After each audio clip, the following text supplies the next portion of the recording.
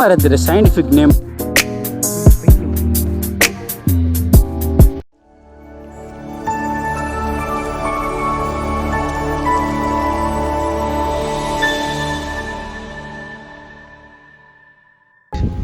Hi hello வணக்கம் மக்களே, welcome to the SR explore YouTube channel.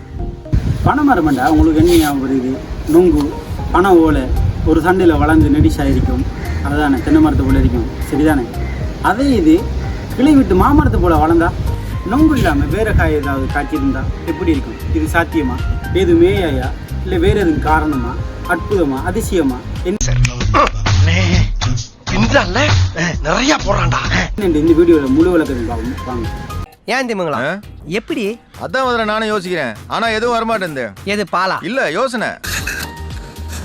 பனைமரத்தோட scientific name என்னென்னு பார்த்தோம்னா ஃபொரோசஸ் ஃபிலோஃபியர். பனைமரமானது சாதாரணமாக ஒரு பனைமரம் 100 தொடக்கம் 150 ஆண்டுகள் சாதாரணமாக வாழும், ரைட்டா? அதில் உயரத்தை பார்த்தோம்னா அதே ஒரு 100-120 அடி கிட்ட வளரும். அது ஒரு கிளை விடாது. ஏனண்டா ஒரு வீட்டிலே தாவரம் என்று எல்லாருக்கும் தெரியும். பனைமரம், தென்னை மரம், பப்பாசி மரம் ஒன்றும் கிளை விடாது. அதே இந்த நியதி எல்லாத்துக்கும் மாற்றமான ஒரு பனைமரத்தை தான் நம்ம இந்த வீடியோவில் பார்க்க போகிறோம். கிளை விடும், நொங்கு இருக்க மாட்டா. கிளை விட்டால் 20 தாவரம். அப்போ பனைமரத்தை ஒரு வித்திலிக்குள்ளே சேர்க்குறதா 20 சேர்க்குறதா என்னென்று பார்ப்போம் இந்த வீடியோவில், வாங்க. ஓ அப்படியா விஷயம்? ஒரு நிமிஷம்.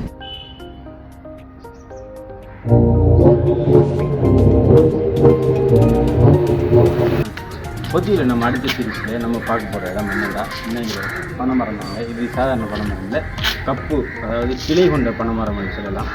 இதை நம்ம பார்க்கணும்னா நீங்கள் எங்கே எப்படி வரணும்டா, பொத்தியில் கொமர்ஷியல் பேங்க்கு முன்னுக்கு போகிற ரோட்டில் வந்தீங்கன்னா இதை நீங்கள் பார்க்கக்கூடிய இது பொத்தியில் சுமார் 80 வருடங்களுக்கு மேலாக இன்னைக்கு 1-2 மரம் கிளை விட்டு இருக்கு. நம்ம இதை பார்த்தோம்னா ஒரே 2 நீங்கள் வந்து 2ஆக பிறந்து அதுக்கு மேலே நிறைய கிளைகள் இருக்கு.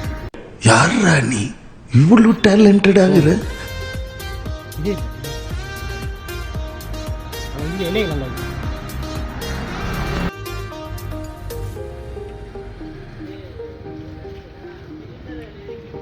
மரத்தை வெளியூர்லேருந்து வந்து பார்க்குறார்கள், மற்ற இந்த ஊரில் இருந்து ஃபஸ்ட் டைம் பார்க்குறார்கள், கடுமை ஆச்சரியப்படுவாங்க. இது எப்படி வளர்ந்துச்சு, எப்படி இருக்கு என்ற ஒரு வித்திலை தாவரம் கிளை விடுறது சாத்தியம் இல்லாத ஒரு விஷயம்.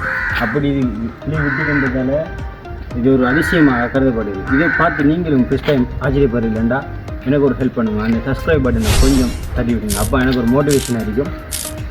இது எப்படி வளர்ந்தது? இதுக்கு பல விதமான காரணம் கேட்டாங்க. இது அதிசயம்ன்றாங்க, அற்புதம்ன்றாங்க, நல்ல அறிகுறின்றாங்க, இது ஒரு வரம்ன்றாங்க.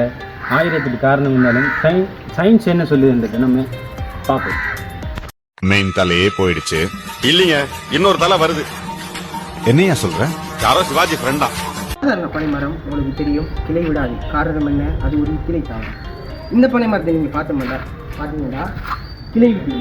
இது காரணம் நீங்கள் காரணத்தை பார்த்தீங்கன்னா 2 காரணம் இருக்குது. ஒன்று அது ஜீனில் ஏற்பட்ட மாற்றம் வைக்கணும், இல்லைண்டா அது வளர்ச்சி பருவத்தில் அது துளிரில் ஏற்பட்ட ஒரு நோயின் காரணமாக தான் நீக்கணும். நம்பணும், சும்மா கேள்வியா கேட்கக்கூடாது. நம்புறியா? நம்ம எடுத்துக்கொண்டா சாதாரண பனைமரத்திலே நொங்கு காய்க்கும். இந்த பனைமரத்தை நம்ம எடுத்தா நொங்கு காய்க்காம வேறு ஏதோ காரணம் காய்க்கும்.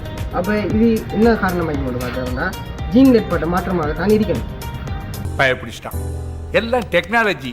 நம்ம இந்த வீடியோவில் பார்த்த பனைமரம் வந்து சாதாரண பனைமரம் இல்லை, இயற்கையின் ஒரு அற்புதமானது. இது இயற்கையிலே அரிதாக காணப்படுது.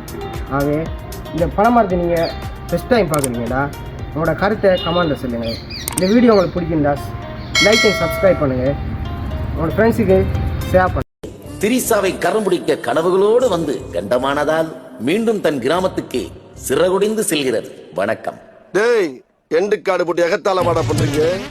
எனக்கு எண்டே கிடையாதுடா.